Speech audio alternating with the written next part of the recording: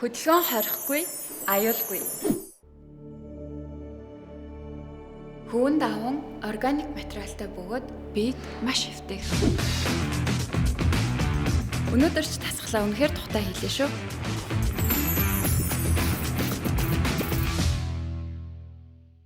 Луиса Вестерагер Джесперсон 1994 оны 12 сарын 5-нд Данийн төв хэсгийн нэг хотод төрсэн юм байна. За энэ эмэгтэй болохоор хоёр эхрэг эхчтэй. За тэгээ нэг дүүтэйгээ хамт ингээд гэр бүлийнхэнтэйгээ хайр халамжийн дунд өссөн. За хэдийгээр эцэг их хоёрын салсан ч гэсэн ээжийнхээ маш их тийм хайрын думбаж өссөн, хайр халамжийг нь үргэлж мэдэрч өссөн ийм эмэгтэй юм байна. За тэгээ ахлах сургуулаа төгсөх үедээ ерөнхийдөө өөрийгөө байгалд маш их дуртай гэдгээ мэдрээд за тэрхүү мөрөөдлөө дагаад Норвегийн их сургуулийн Outdoor Recreation буюу аялал болон байгалийн чиглэлээр суралцахаар шийдсэн юм байна. За Луиса болохоор алслагдсан хүний гар хүрээгүй хонгон байгалыг хүмүүст таниулж мартагдахааргүй тийм адал явдлыг аяллыг мэдрүүлэх, аялын хүтэж болохыг хүсдэг байсан юм байна. Энэ нь болохоор түүний хувьд өөрийн төрсөн их дэлхийдээ оруулж байгаа хувь нэмэр гэж боддог байсан юм байна. Сурж авах хугацаанд Луиса болохоор Норвегийн баруун өмнөд хэсгийн Брайн гэх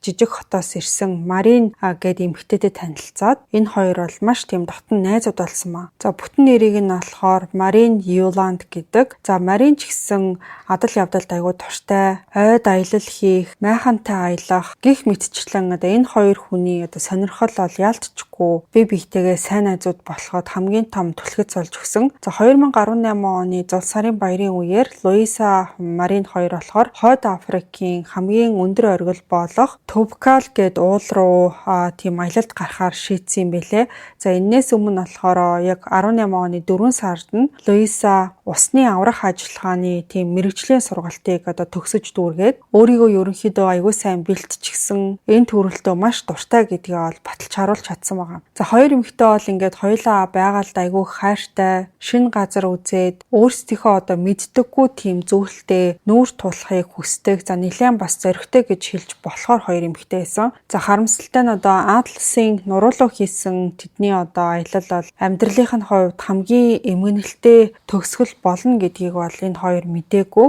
За Тупкал гээд уул нь болохоор өндөрлгөөрөө нэлээд алдартай юм байна л та. Мэргэжилтнүүдийн үздэгээр бол энэ нь туршлагатай уулчдын хувьд бол тийм хэцүүдэд тооцогддог юм байна. Уулын оргил хүртэл нь өгсөөд буцаж ирэх нийт зам нь ойролцоогоор 35 км орчим. Өндөрлгөөс шалтгаалсан амьсгал давчдах гэсэн тиймэрхүү төрлийн хүндрэлүүд бол хаяа тохиолддог гэж үздэг юм байна. За гисэн хэдий энэ хоёр маань бол нэлээд тийм бэлтгэлтэй, аюулгүй даван туулах боломжтой тийм сорилт гэж бол тооцсон байгаа. За 2018 оны 11 сарын сүүлээр Луиса болохоор Тупкал ууланд даврах төлөвлөгөөгөө өөрийнхөө сошиал аккаунтаа бичиж бусадтай хуваалцаад уулчдын нийгэмлэгээс өөрсдөө хэрэгтэй зөвлөгөө авахыг хүссэн юм байна. Гэр бүлийнх нь болохоор Мароккод болж байгаа ер нь нөхцөл байдлын талаар та нар болгоомжтой байх хэвээр аюулгүй тал дээр та хоёр анхааралтай байх хэрэгтэй гэдгийг сануулсан ч гэсэн за энэ хоёр эмэгтэй бол аяллаа хийн гэдгээрээ хатуу шийдвэрээ гаргачихсан байсан.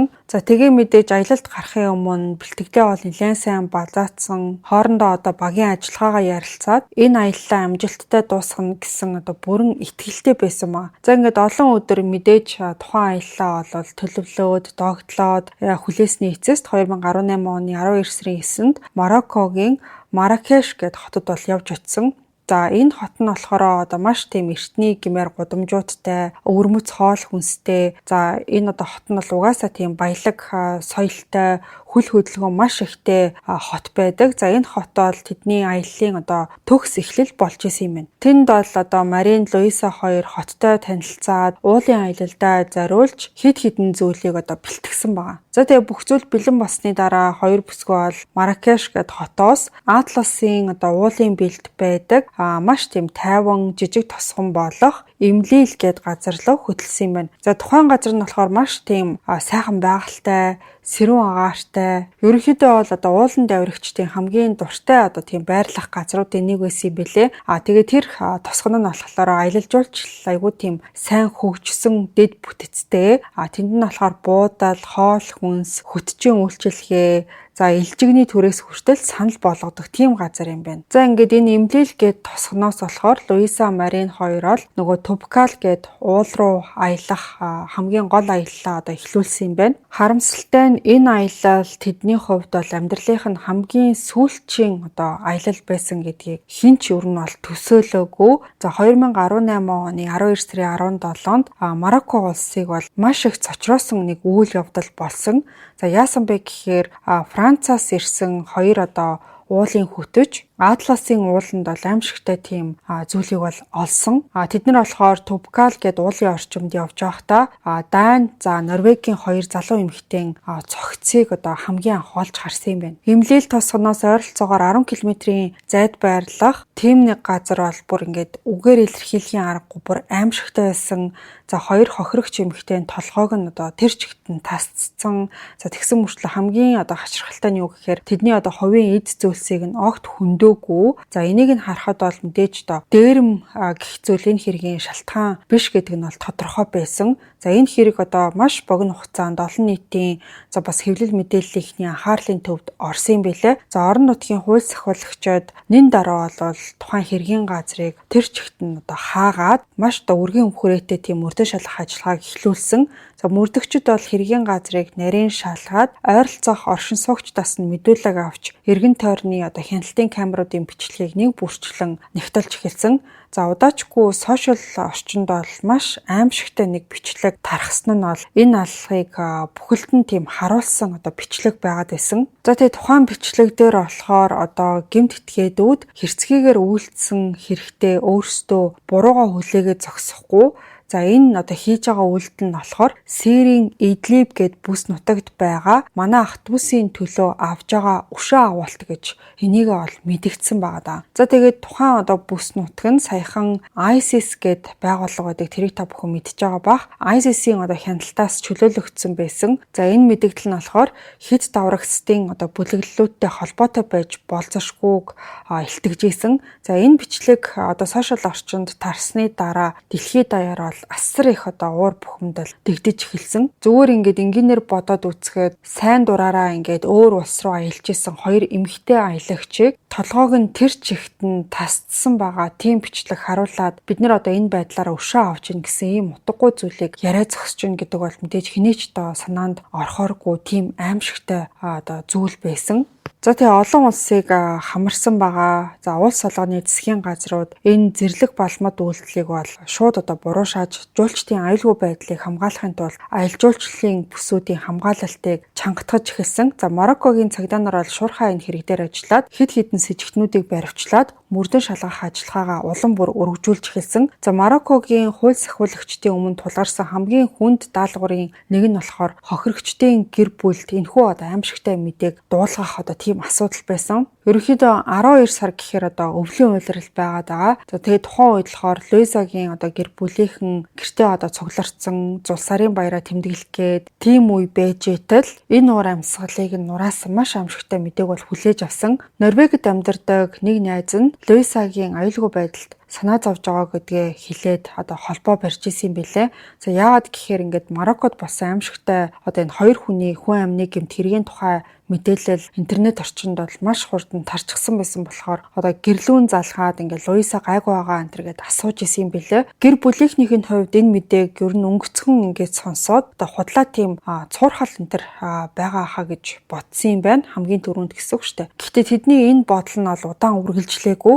За хэдхэн минутын дараа хаалганы хонхон дуграад Луисагийн ээж Хелла гэдэг эмэгтэй хаалга онгойлгосон чинь одоо 2 цагтаа үүдэнд нь зогсож исэн. За тэгээ тухайн 2 цагтаа болохоор маш тийм хэцүү мэдээ дуулах байгаа гэдэг нь бүр илт харагдахаар тийм одоо царайтай байсан. Хелла гэдэг ээж нь болохоор баг зөнгөөрөө одоо тэр дор нь бүх зүйлийг бол ойлгосон. Тэгээ ялангуяа одоо энэ Хелла гэдэг Луисагийн ээжийг онцолж яриад байгаа нь юу вэ гэхлээр энэ эмэгтэй болохоор урд нь одоо ингээд бага насны 2 хүүхэдтэй алдчихсэн юм билээ. Нэг нь болохоор болохоор дөнгөж төрсөн нэрэ. За нөгөөх нь болохоор 7 сартай байхад нь ингээд нэг 2 хүүхдээ алдчихсан болохоор одоо ингээд Луисаг алдсан болохоор энэ хүний хувьд бол ингээд 3 дахь хүүхдээ алдсан ийм одоо гашуун түүх одоо тохиолдож байгаа гэсэн. Уу гашуудаа авцсан одоо ээж хүний хувьд бол ерөнхийдөө одоо дотроо ингээд одоо охиныг нь алсан алуурчтай хизээч баригдахгүй гэсэн тийм одоо сэтгэл зүйтэй байсан юм билэ.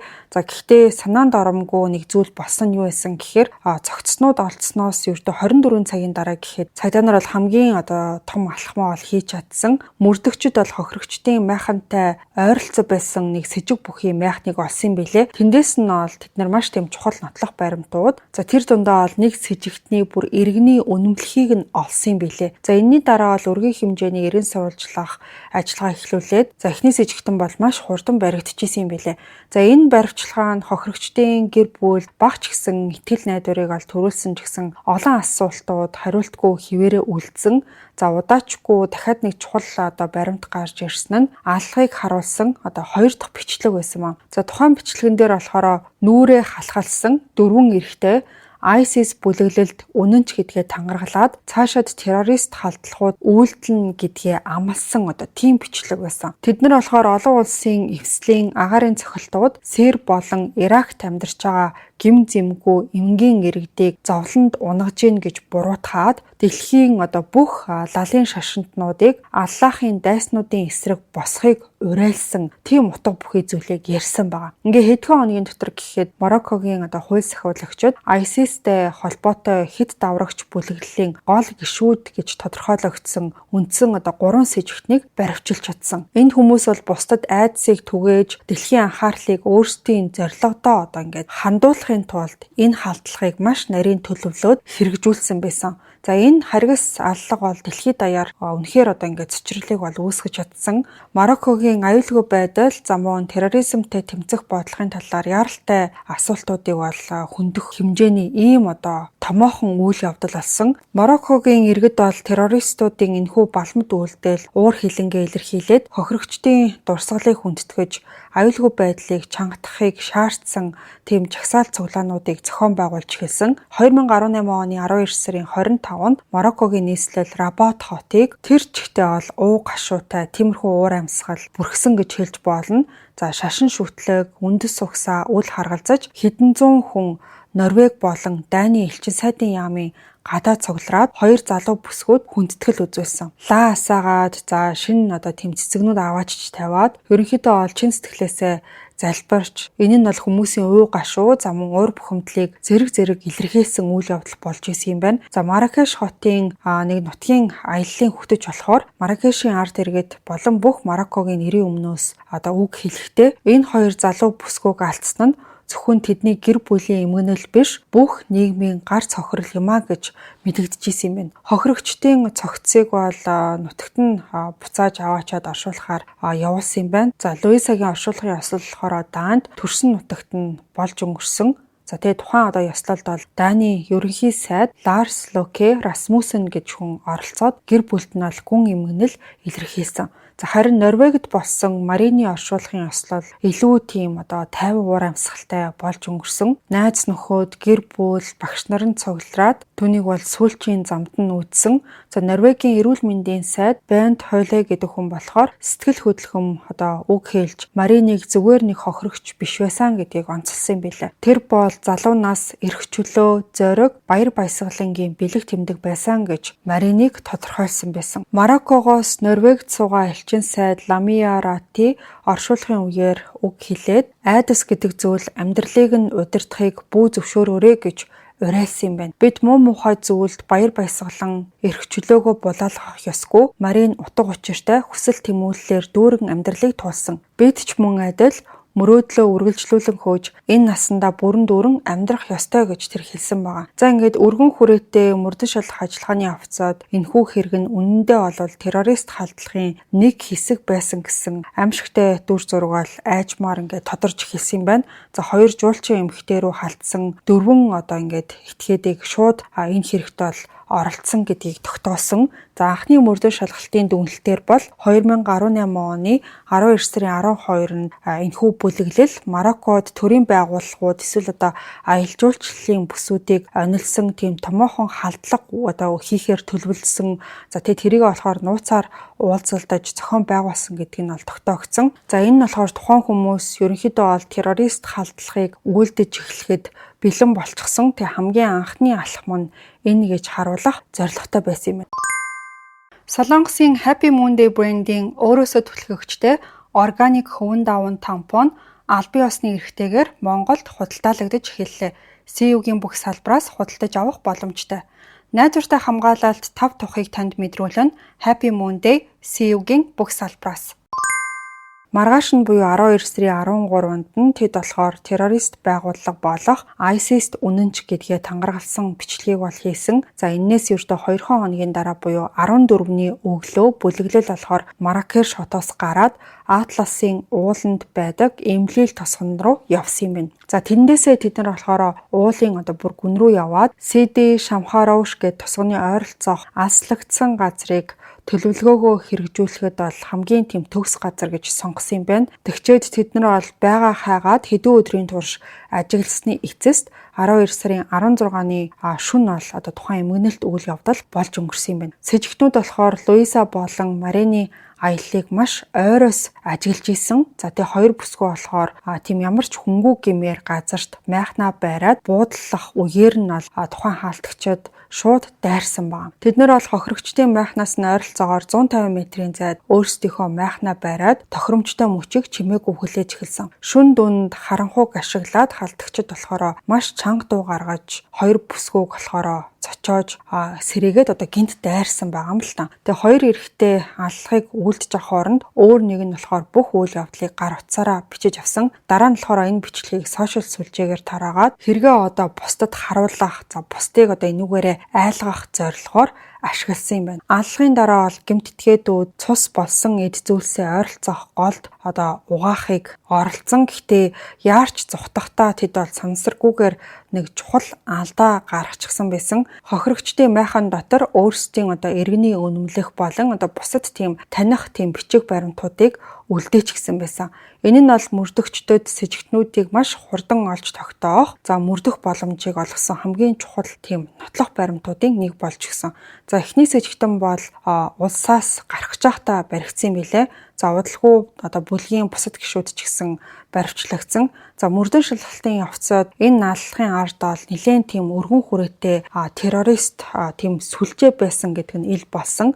За тэгээд дараагийн хэдэн хоногт нь хууль сахиулагчид бол нийт 25 сэжигтнийг баривчлаад тухайн хүмүүс бол халдлагатай шууд болон шууд бусаар холбоотой гэдгийг тогтоож чадсан. За тэдний дундаас нэг хүн онцгой анхаарал татсан нь Испани, Швейцар гаралтай Кевин Золер Гуервос гэдэг хүн байсан. Түүнийг бол хэргийн газраас хэдэн мянган километрийн зайд орших өөрийнхөө эх орондоо байхад нь баривчилсан байлээ. За хэдийгээр Кевины ээж хүүгээ гин буруугүй гэж хамгаалж исэн ч гэсэн цоглуулсан нотлох баримтууд бас гэрчүүдийн мэдүүлгүүд түүнийг бол халдлагыг үйлдсэн террорист бүлэглэлийг сургадаг, удирдсан гол зохион байгуулагч байсан гэдгийг нь илтгэж исэн юм билээ. За мөрдөн шалгалтаар Кевин болохоор бага насандаа тийм докторгүй хүнд амьдралыг туулсан гэдэг нь тогтоогдсон. Тэр бол хайртай хүмүүсээ алдаад гүн тийм сэтгэлийн шарахтай өссөн хүн юм байна. Хүнд хэцүү амьдралыг туулсан Кевиний хувьд бол аажимдаа хар тамхи хэрэглэх, олон нийтийн хэв журмыг зөрчих гэсэн ийм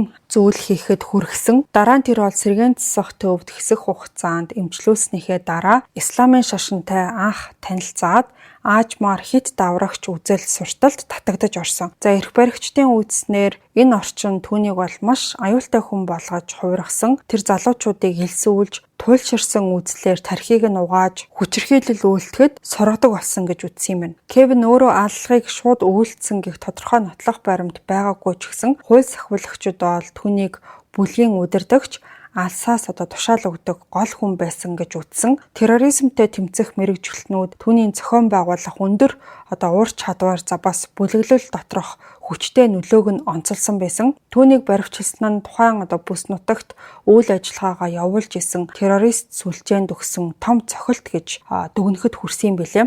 За энэ хэрэг бол 2019 оны 5 сарын 2-нд Мароккогийн Сале гэд хот дох терроризмтэй тэмцэх тусгай шүүхэд шилжээд нийт бол 24 шүүгдэгч шүүхийн өмнө очсон. За тэрэн дотор нь болохоор 23 нь Мароккогийн иргэн, за нэг нь болохоор Испани, Швейцар гаралтай нөгөө Кевин гэд залуу байсан. За Луиса болон Мариныг хөнөөсөн 4 этгээдэд хамгийн хүнд ял буюу цаазаар авах ял, за эсвэл бүх насаар нь хорих ял тухайн үедээ бол төлөвлөж исэн юм билээ. Шүүх хурлын үеэр террорист бүлэглэлийн ахлагч гэх 25 настай Абдесамад Эжод өөрийнхөө болон хамсаатнуудынхаа үйлдсэн гэмт хэргийг тэр чигт нь бол хүлээн зөвшөөрсөн юм байна. За тэр бол өөрсдийн хэрцгий үйлдэлийг шашны хит даврагч үзлээр зөвтгөөд барууны жуулчид бол лалын ертөнцийг сүрүүлэхээр ирсэн загалмайтнууд гэж мэдэгдсэн юм байна. Гэхдээ түүнээс бол чи хийсэн хэрэгтэй гимшиж гинүү гэж асуухад зөв бурууг зөвхөн Аллах л шүүн гэж хариулж исэн юм байна. Эжод гэд энэ хүний мэдүүлгээр бол тэр хоёр хохирогчийн нэгийг өөрийн гараараа хөнөөсөн, харин түүний хамсаатнууд болох Юнис Оизиад болон Рашид Афати бол бусад харгас үйлдэлүүдийг нь хийсэн гэж ярьсан. Тодруулах юм бол Узиад гээд залуу эмэгтэй рүү халтсан бол Афати бүх аллахын үйл явцыг бичиж аваад террорист байгууллагын суртал хуулахад ашиглах зорилготой байсан гэж ярьсан. Прокурорууд болохоор энэхүү 3 этгээдийг цуснд шунсан араатнууд гэж тодорхойлоод хамгийн дээд хэмжээний ял оноохыг шаардсан юм байна. За шүүх эмнэлгийн шинжилгээгээр 2 хохирогч нас барахаасаа өмнө бол асар их зовлон амссан гэдгийг бол тогтоосон. Хохирогчдын биед бэлгийн хүчирхийллийн шинж тэмдэг, за түүнээс гадна олон арван хутганы шарах илэрсэн гэдгийг бол шүүх хурлын үеэр шүүх шинжээч эмчнэр мэдэгдсэн. За энэ үеэр бол Луисагийн ээж Хайла бол шүүх танхимд ирчихсэн байсан. За тэгээд чичирсэн хоолоогоор өөрийн бичсэн зүйлээ уншаад шүүгдэгчдийн балмад үйлдэл маш их бухимдалтай байгаа гэдгийг илэрхийлсэн. За түүний хэлснээр бол охиноо алдсан өдрөөс хойш амьдрал нь ямар ч өнгөхгүй, ямар ч утгагүй, хав харанхуй юм шиг болсон гэдгийг хэлсэн юм байна. Луисагийн тусламж хүсэж байгаа айцтай дүр төрх бол шүн алган түүний нүдний өмнө харагцаар байдаг гэдгийг бол тэр ярьсан. Тэгээд алуурчдад бол ямар ч өршөөл үзүүлэх ёсгүй гэж үзээд хамгийн хатуу ял шитгэлийг оноож өгөөч гэж шүүх танхимд бол хэлсэн юм байна. Тэрнээс гадна хохирогчдын гэр бүлүүд нийлээд 1 сая $1 давсан хэмжээний нөхөн төлбөрийг бол хэмжилсэн. Гэхдээ тэдний өмгөөлөгч бол энэ хэрэг мөнгөний тухай биш, харин гэмт этгээдүүд шудраг ёсны өмнө хариуцлага хүлээж зохих ёсны ял шийтгэлээ авах ёстой тухай байсан гэж мэдэгдсэн. Хамгийн бүр аимшигтай нь энэ шүүх хурлын үеэр алуурчид маш тийм хүйтэн хүндий, хайхрамжгүй, зарим нь бүр нүүрэндээ нэмсэглэл тодруулсан, сандал дээрээ тавин налаа суудсан, өөрсдийнх нь хийсэн зүйл нь үнэн ч явсных нь баталгаа гэж тэрийг харуулж байгаа юм шиг хитрхи тийм хэрцгий гэмээр авир бол гаргаж исэн юм байна. За тэгээ прокуроруудын зүгээс та нар ингээ хохирогчдын гэр бүлээс уучлалгүй гэсэн шаардлагыг бол үл томсорлсон байна. Эцэст нь бол 2019 оны 7 сарын 18-нд шүүхийн эцсийн шийдвэр гаргаад Абдесамад Эжод, Юнис Оизиад, Рашид Афати нарт 2 жуулчин эмэгтэйг хөнөөсөн хэрэгт нь бол цаазын ялыг оноосон юм билээ. За хэдийгээр тухайн Юнис болон Рашид гэд хүмүүс сүулдэ гимшиж байгаа гэдгээ илэрхийлээд өршөөл хүссэн ч гэсэн тэдний үйлдсэн хэрэг нь бол хитрхи харгас уучлах аргагүй гэж үзэхэд хүрсэн юм билээ. За бас халдлагыг төлөвлөхөд оролцсон Абдерахим Каяли ч гэсэн цаазаар ахуулах ял сонссон юм байна. Энэ шийдвэр нь хохирогчдын гэр бүлийн хүсэжсэнтэй нь угаасаа нийцсэн.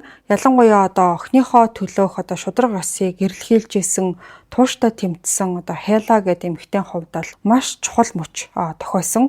За бусад шүүгдэгчид хэрэгт оролцсон төвчнөөсөө хамаарат 5 жилээс бүх насаар нь хорих ял авсан юм байна. За онцгойлон дурдах юм бол Кевин Золор гэдэг хүн болохоор 20 жилийн хорих ялыг сонссон юм байна. Хэдийгээр бүх шүүгдэгч давж заалтах хэрэгтэй байсан ч гэсэн 2019 оны 10 сарын 31-нд давж заалтах шатны шүүх бүх гомдлыг хэрэгсэхгүй болгоод тэр Абдерахман Халид гэх өөр нэг этгээдэд нэмж бүр цаазаар авах ялыг оноосон юм байна. За тэгээ байж тал удалгүй нэг зүйл тохиолдсон нь юу байсан гэхээр цаазаар авах ял сонссон хүмүүсийн нэг нь шоронд амиа хорлсон юм байна. За бусад одоо хамсаатнуудынх нь ихэнхийнх нь ялыг нь хിവэр үлдээсэн ч гэсэн нэг хүний ялыг 15 жилээс 25 жил болгож нэмэгдүүлсэн юм байна. За бас шүүх бол цаазаар авах ялтай 4 этгээдэд Марины гэр бүлд 190 мянган $10 нөхөн төлбөр төлөх шийдвэрийг гаргасан.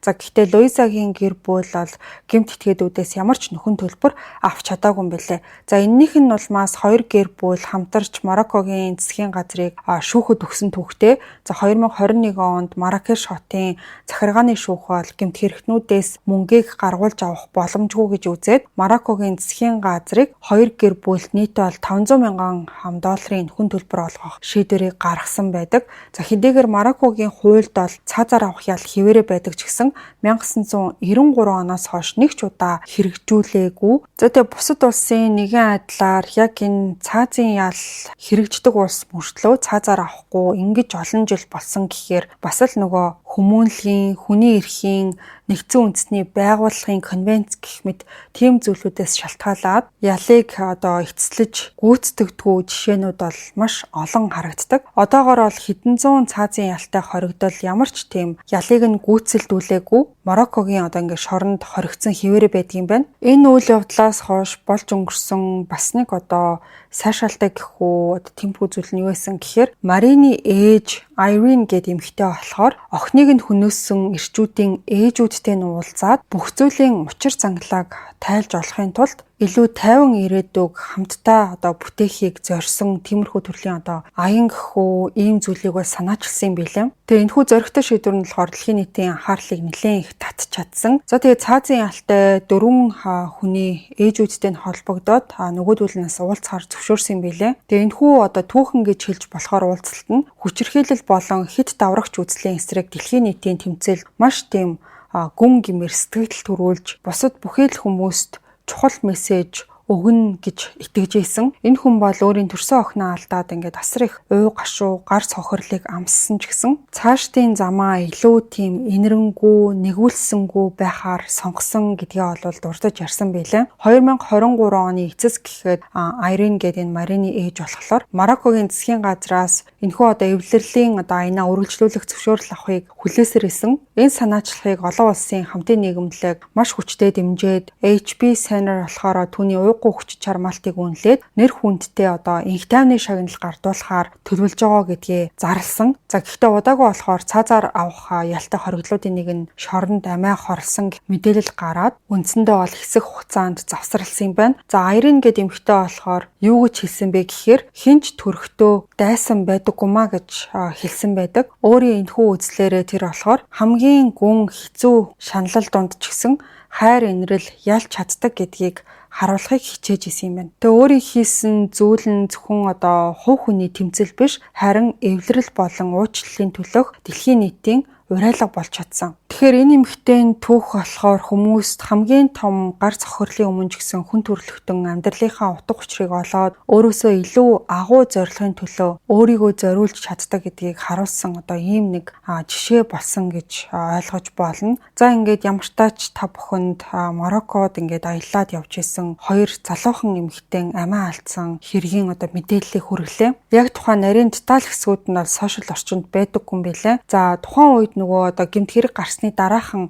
шууд одоо сошиал орчинд одоо фейсбүүкээр цацагдсан байгаа байхгүй юу. Тэгээ тухайн бичлэгийг нь үзчихсэн хүмүүс бол мэрсээр одоо ингээд байдгийн бэлээ. Тэгээд үдсэн цагаасаа хойш яг тэр үйл явдлыг мартаж чадахгүй маш олон жил ингээд айгу тарчилсан гэсэн тиймэрхүү бас одоо комментууд байсан. Бараг үзэх ёсгүй юм үзчихсэн гэж хэлж болохоор тийм аимшигтай дүр зураг байсан талаар бол ярьдгийм байлээ. Тэг яг энэ удаагийн дугаар бидэнд юуг ойлгуулж байна гэхээр мэдээж ямар ч хүн дөнгөж төрөөд яг цагаан цаас шиг байдаг. За тэр хүний үзэл бодол одоо ихтгэл үнэмшлийг нь болохоор хамгийн түрүүнд гэр бүлийн орчин, за дараад нь бол нийгэм, найз нөхөд, үерхэж нөхөрлөж байгаа хүмүүс, орчин тойрон гэх мэт маш олон нөлөөнд бол ингээд бид нар автаад явж байдаг. Тэгэхээр ямар нэг шашин ч юм уу эсвэл гаж уурсгал, за тэгээд өнөөдрийн яригдж байгаа хэрэг дээр бол террорист байгууллагын одоо суртал ухуулга ямар аимшигтай хүний сэтгэл зүйд хүчтэй нөлөөлдөг гэдгийг маш тод харуулсан жишээ юм шиг санагдлаа. Хүн ямар нэг зүйлд одоо итгэж үнэмших нь тухайн хүний эрх ч гэсэн хүний ёсноос гажууд болоод ирэхээр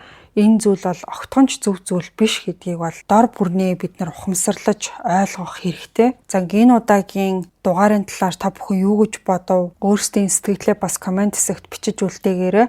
За энэ удаагийн нэмэлт дугаартаа маань Солонгосын Happy Moon Day брэнд хамтарч ажиллалаа. Өөрөөсөө дэлгэгчтэй органик хөвөн даван тампоныг та CU болон FS-ийн бүх салбар дэлгүүрүүдээс худалдаж авах боломжтой. Дугаараа дуустал нь сонсон нийт сонсогчдод баярлалаа. Ингээд энэ хагас өдөр 164 дахь подкастаараа эргээд уулзъя.